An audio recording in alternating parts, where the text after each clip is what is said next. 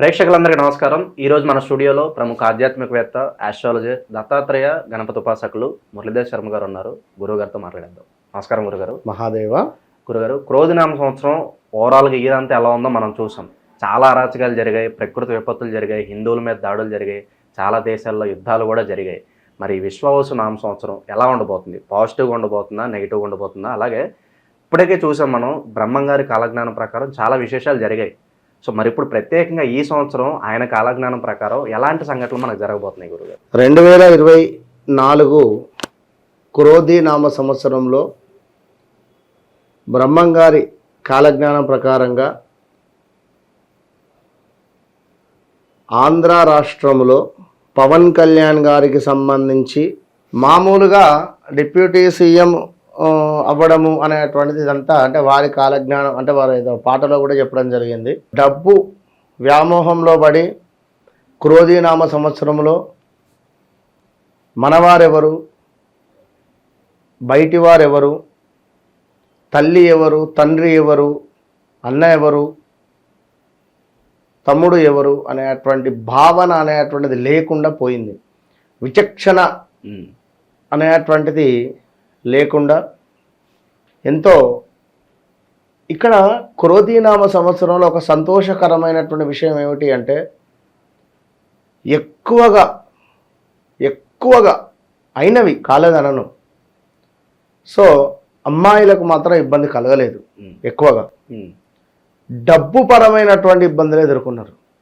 కొంత మేర money related issues కావచ్చును, మనీ రిలేటెడే ఫేస్ చేసినటువంటి పరిస్థితులు, బెట్టింగ్ యాప్స్ కావచ్చును, బెట్టింగ్ రిలేటెడ్ కావచ్చు, చాలా మంది ప్రాణాలు కూడా పోగొట్టారు ఆన్లైన్లో. అదే ఇక క్రోధం. ఇప్పుడు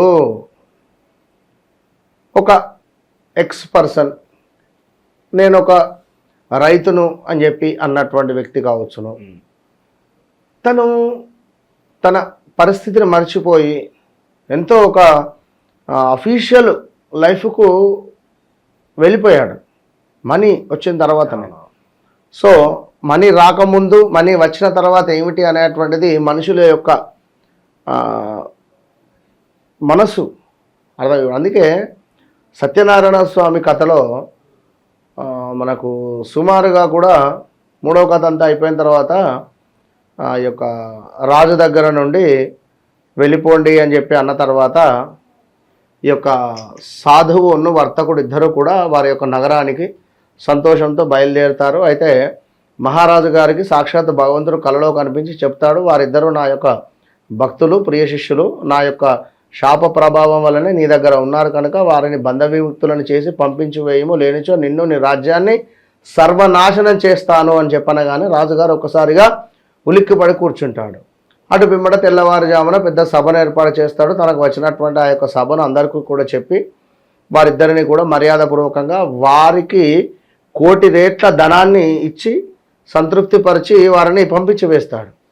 సో మరి 1 కోటి రేట్ల ధనము పడవల నిండా కూడా మనులు, మాణిక్యాలు, బంగారాలతో నిండిపోయి ఉంటుంది. ఎంతో సంతోషంతో మామయ్య అల్లుడు ఇద్దరు కూడా వెళ్ళిపోతున్నారు. ఆహా ఎంత డబ్బు, ఇప్పుడు అసలు మనం జన్మలో సంపాదించలేము ఇంత డబ్బు, ఓహో ఎంత డబ్బు అనుకునేటువంటి విధంగా వెళ్ళిపోయే సంఘటనలో భగవంతుడు అనుకుంటాడట మళ్ళా వీరిని మరలా ఒకసారి పరీక్షిద్దామని చెప్పి ఆ పడవల ముందు ప్రత్యక్షమై, నాయన నేను తీర్థయాత్రలు చేస్తున్నాను, లోక కళ్యాణానికై నా దగ్గర ఉన్నటువంటి డబ్బు అయిపోయింది, కొంత డబ్బు మీ పడవలో ఉన్నటువంటి దానిలో నుండి కొంత మీ చేతికి ఎంత వస్తే అంత, ఇంత అంత డబ్బులలో ఇంత ఉంటుంది, ఇంత డబ్బు అయితే ఇయ్యగా నాయన అని అంటే, మా పడవలో ధనం ఎందుకు ఉంది, మా పడవలో ఆకులు, అల్మలు, చిప్పలు, విస్తార కట్టలు, దొప్పలే ఉన్నాయి, మేము అవే వ్యాపారం చేసుకునేటువంటి వారం, వెళ్ళిపో అని చెప్పి అంటాడు.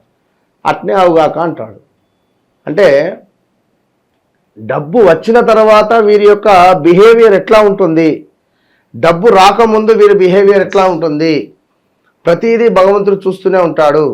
అది ఎప్పుడు రాబోయే విశ్వావసనామ సంవత్సరంలో రాసి పెట్టుకోండి.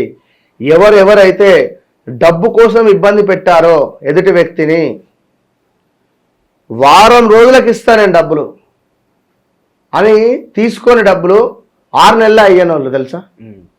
ఎన్ని కేసులు, ఎంతమంది డబ్బులు ఆల్రెడీ అకౌంట్లో వేసినా అని చెప్పి డబ్బులు అకౌంట్లో చెక్ ఇచ్చేసి, నీకు 1 లక్ష రూపాయలు చెక్ ఇచ్చేసిన పలానా డేట్ ఇచ్చేసిన రేపు పోయి బ్యాంకుకి పోయి డబ్బులు డ్రా చేసుకుంటా నువ్వు అనుకున్నావు, నేను కూడా బ్యాంకులోకి వెళ్ళి డబ్బులు వేసినా అని చెప్పి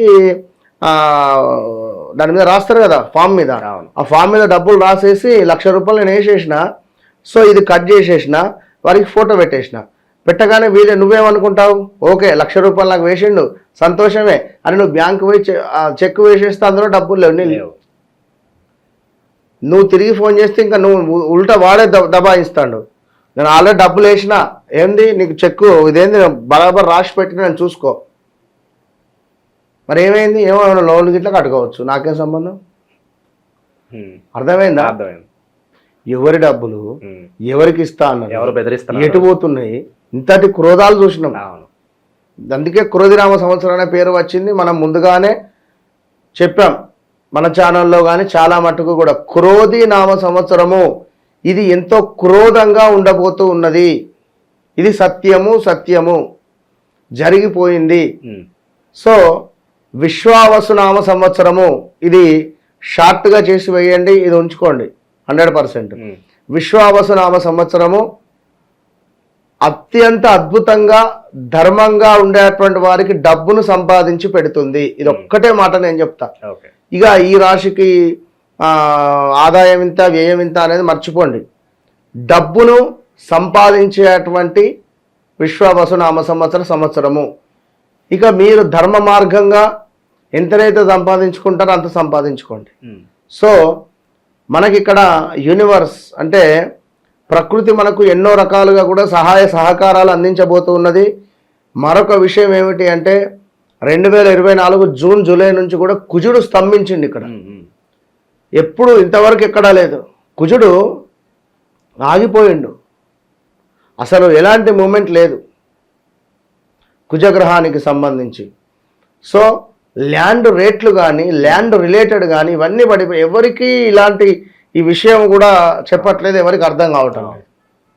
సో ఇప్పుడు మళ్ళీ మే జూన్ జూలైకి కుజుడు కాస్త తన యొక్క గమ్యాన్ని మార్చుకుంటాడు. సో ఇప్పుడు ఈ యొక్క కుజుడు ఎప్పుడైతే గమ్యాన్ని మార్చడం మొదలు పెడతాడో, మా ల్యాండ్ అమ్ముడు పోవటం లేదని బాధపడేటువంటి వారికి ల్యాండ్ అమ్ముడు పోతుంది, మా ల్యాండ్ కబ్జాకు గురైంది అనుకునేటువంటి వారికి సమాధానం దొరుకుతుంది, ల్యాండ్ రేటు పడిపోయింది అని అనుకునేటువంటి వారికి సమాధానం దొరుకుతుంది. సో సగం సమాధానాలు ఇక దీని మీదే ఉన్నాయి, ల్యాండ్ మీదే ఉన్నవి. కనుక విశ్వావసు నామ సంవత్సరము చాలా అంటే చాలా అద్భుతంగా, ఉద్యోగం లేని వారికి ఉద్యోగాలు రావడాలు, అదేవిధంగా అందరికీ నిజంగా 12 రాశుల వారికి కూడా చాలా అంటే చాలా లాభదాయకంగా ఉంది. 100కు 100%. ఒకటి చెప్తున్నాను, ఈ విశ్వావసు నామ సంవత్సరంలో తప్పకుండా కూడా ఎవరు కూడా ఎక్కువగా మంగళవారాలు హాస్పిటల్ వెళ్లకుండా ఉండండి. మంగళవారాలు మెడిసిన్ కొనే ప్రయత్నం చేయకండి. మంగళవారం అనే కాదు, ఈ 2025 మొత్తము కూడా విశ్వావసు నామ సంవత్సరంలో కారప్పొడి ప్యాకెట్ను కొనకండి. ఎండుమిర్చిని తెచ్చుకొని కారప్పొడి పట్టించుకోండి, తప్పులేదు. కానీ కారపు పొడి రెడ్ మిర్చి ప్యాకెట్లను కొనకండి, ఇది గుర్తుంచుకోండి. సోమవారము బ్లాక్ రిలేటెడ్ బట్టలు వేసుకోకండి. సోమవారం రోజు బ్లాక్ రిలేటెడ్ బట్టలు వేయకుండా ఉండండి. విశ్వావసు నామ సంవత్సరంలో ఈ యొక్క మన క్రోధి నామ సంవత్సరం తర్వాత చాలా అంటే చాలా అద్భుతంగా ఉండబోతున్నది. ఇంకా ఉద్యోగాలు కానీ వ్యాపారాలు కానీ అందరికీ ఖచ్చితంగా అద్భుతంగా ఉంది, నో డౌట్. ఫిలిం ఇండస్ట్రీ కావచ్చును, అదేవిధంగా చిన్న తరహా పరిశ్రమలు కావచ్చును, ఈ మనకు టీవీ ఛానల్స్ ఉంటాయి కదా. గత సంవత్సరం గురుగారు చాలా కాంట్రవర్సీ, అదే చెప్తున్నా, జాతక రీత్యా వేరు. క్రోధి నామ సంవత్సరంలో ఇప్పుడు నేను ఇది కాంట్రవర్సీ అవుతుంది మళ్ళా. ఇప్పుడు నేను ఆల్రెడీ ఏ అక్షరము, అదేవిధంగా జాక్షరం అంటే జాక్షరము, ఇలా కొన్ని అక్షరాలు బాగాలేవు అని చెప్పడం జరిగింది. ఇప్పుడు ఈ ఇయర్లో కూడా ఆ అక్షరం మీద అంటే ఏ రిలేటెడ్ ఉండేటువంటి వారికి, ఎల్ రిలేటెడ్ ఉండేటువంటి వారికి, అదేవిధంగా బి రిలేటెడ్ ఉండేటువంటి వారికి, దీంతో పాటుగా మా రిలేటెడ్ ఉండేటువంటి వారికి ఎక్కువగా ముఖ్యంగా అయితే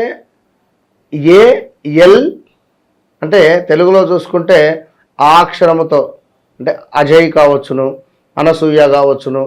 అదేవిధంగా అనసూయ అంటే మళ్ళీ ఈమె కాదు, ఉదాహరణ చెప్తున్నా. లేదా అఖిల కావచ్చును ఇట్లా. ఇంకా చూసుకుంటే లక్ష్మి, లవన్, లోకేష్. ఇగో వీరికి కొంత హెల్త్ రిలేటెడ్ కానీ ఏమైనా సీక్రెట్స్ బయటపడడం కావచ్చును, చెప్పలేం కదా. ఇలాంటి సిచ్యువేషన్స్ ఉండే ఛాన్సెస్ ఉంటాయి. సో అందరూ బాగుండాలి, అందులో మనం ఉండాలి. తప్పకుండా అమ్మవారు అందరినీ కూడా ప్రేమగానే చూస్తుంది అనేటువంటి విషయాన్ని గమనించుకోండి గురుగారు. అలాగే ఇప్పుడు ప్రకృతి విపత్తులు కావచ్చు, ఏమన్నా కొత్త వైరస్లు సంభవించే అవకాశం ఏమైనా కనిపిస్తుందా? మరి కొత్త వైరస్లు అనేటువంటిది కాదు, కానీ కొంత వర్షానికి సంబంధించి బీభత్సం ఉంటుంది, ఎండలకు సంబంధించినటువంటి బీభత్సం ఉంటుంది. అధిక ఉష్ణోగ్రతలు చూడబోతున్నాం అంటున్నారు. 100%. పంట నష్టము కొంతమేర ఎక్కువగా కాకుండా కొంతమేర ఓవరాల్ గా గిట్టుబాటు ధర అయితే పలుకుతుంది అంటారు. ఖచ్చితంగా పలుకుతుంది. ఖచ్చితంగా కొందరికి 2 పంటలు దిగుబడిగా ఉంటే కొందరికి ఒక పంట దిగుబడి అద్భుతంగా ఉంటుంది. ఇక బంగారపు రేట్ల పరిస్థితి ఏంటి? ఏమన్నా బంగారం తగ్గుముఖం పట్టే అవకాశం ఏమైనా కనిపిస్తుంది? బంగారానికి సంబంధించి మనకంట ఇప్పుడు 2019లో 49,000 ఎంతో ఉండే 20లో. ఇది దినదినము కూడా పెరగడమే. ఎంత తగ్గినా 1000 తగ్గితే 1000 ఏమవుతుంది అంత కదా. అది కాని విషయం. బంగారము పెట్రోల్ అనేటువంటిది కాదు. ప్రజెంట్ ఉన్నటువంటి పరిస్థితులలో మనం దాని మీద ఇప్పుడు ఆశ మంచిది, అత్యాశ అనేటువంటిది పనికిరాదు. ఇప్పుడు ఈ ఆర్టిఫిషియల్ ఇంటెలిజెన్స్ రావడం వల్ల చాలా ఉద్యోగాలు లేచిపోతాయని చెప్పి చాలా మంది భయపెడుతున్నారు. మరి వాస్తవం ఏంటంటారు? ఉద్యోగాల కొరత ఉండబోతుందా? ఉద్యోగాలకు సంబంధించి కొరత అనేటువంటిది కాదు. ఇప్పుడు గురుబలము లేక దానికి సంబంధించినటువంటి ఆ పేరు కానీ ఇష్యూస్ కానీ వచ్చినవి ఈ విశ్వావసునామ సంవత్సరంలో కొంత సద్దు మరుగుతుంది. పెద్దగా ఇబ్బంది అయితే ఉండదు. కేవలం మనం చెప్పినటువంటి అక్షరాల వారికి జాబ్ రిలేటెడ్ ఇష్యూస్ ఉంటాయి. సో అందరికీ ఉండవు. ఇక్కడ మీరు నేనే లేము, చాలా మంది ఉన్నారు. చాలా రకాలైనటువంటి జాతకాలకు సంబంధించినటువంటి వారు ఉన్నారు ప్రపంచం మీద. సో నీకు బాగుంటే నాకు బాగుండదు, నాకు బాగుంటే ఆ కెమెరామెన్కి బాగుండదు, చెప్పలేం కదా. సో వ్యక్తిగత జాతకం వేరు కనుక ఉద్యోగాలకు సంబంధించినటువంటి ఇబ్బందికరమైనటువంటి సిచ్యువేషన్స్ అనేటువంటివి కొంత ఉంటవి. కానీ మనము ఏదున్నా కూడా జాతకరీత్యా చూసుకుంటూ ముందుకు వెళుతూ ఉండాలి ఉంటుంది. ఎందుకంటే శనైశ్చరుడే ఇక్కడ ఏలేటువంటి వాడు. ఈసారి రాజు శనైశ్చరుడు అవుతున్నాడు. సో శనైశ్చరుడు అంటే ఏమిటి? వృత్తికారకుడు. వృత్తికారకుడు అంటే ఉద్యోగానికి సంబంధించినటువంటి ఇబ్బందులు చికాకులు పెడుతూ ఉంటాడు. మనశ్శాంతి అనేటువంటిది ఉండకుండా, లేదా కొందరికి అద్భుతమైనటువంటి ఉద్యోగాన్ని కూడా తెచ్చిస్తాడు. గురుగారు, అలాగే ఈ బ్రహ్మం గారి కాలజ్ఞానం ప్రకారం నియర్ ఫ్యూచర్లో అంటే అతి దగ్గరలో పలానా సంఘటనలు ఏమైనా జరుగుతాయంటే ఏమన్నా దగ్గరలో ఏమైనా కనిపిస్తున్నాయి మనకి ఆయన చెప్పిన దాని ప్రకారం? సంఘటనలు అంటే ఒకటే, ఈ క్రోధీనామ సంవత్సరం అంత మాత్రం ఇక్కడనైతే ఉండదు. ఒకటే చెప్తున్నాను, ప్రజలల్లో ఎప్పుడైతే ఈ ప్రేమ అభిమానంతో ఎప్పుడైతే ఉంటారో దేనినైనా కూడా మనం స్వీకరించి ముందుకు వెళ్ళవచ్చు. పెద్దగా మీరు ఇప్పుడు యద్భావం తద్భవతి, ఎంత నెగిటివ్ చేయాలి అని అనుకుంటామో అంత నెగిటివ్ అవుతూ ఉంటుంది. కనుక ఎలాంటి ఇబ్బందికరమైనటువంటి సంఘటనలు ఉండవు, అవసరం లేదు కూడా. ఉన్నా కరోనా అంత ఇబ్బంది అయితే పెట్టదు, ఉండదు. ఒకవేళ ఉన్నప్పటికీ కూడా ఏదో చిన్నగా కొన్ని రోజుల మట్టుకే కానీ పెద్దగా ఇబ్బంది ఉండదు, అంతే. ధర్మ మార్గంలో ఎవరైతే నడవకుండా ప్రలోభాలు పెట్టి మోసం చేయాలనుకుంటున్నారో వాళ్ళందరికీ కూడా ఈ సంవత్సరం గడ్డుకాలం అని చెప్తున్నారు. ఓకే గురుగారు, ఓవరాల్గా విశ్వావసునామ సంవత్సరంలో ఎలాంటి పరిణామాలు జరగబోతున్నాయో మీ మాటలో చాలా అద్భుతంగా వివరించారు. మీకు కూడా ఉగాది శుభాకాంక్షలు గురుగారు. Thank you. మన ప్రేక్షకులందరికీ కూడా విశ్వావసునామ సంవత్సర శుభ ఆశీస్సులు. గత సంవత్సరంలో కంటే ఈ సంవత్సరము మీరు అనుకున్న పనులు తప్పకుండా మనస్ఫూర్తిగా కావాలి మీకు అని చెప్పి కోరుకుంటూ, పర్వతవర్ధిని సమేత రాజరాజేశ్వర స్వామి యొక్క పూర్తి కృప కటాక్ష అనుగ్రహాలు మీ అందు ఎల్లవేళలా ఉండుగాక.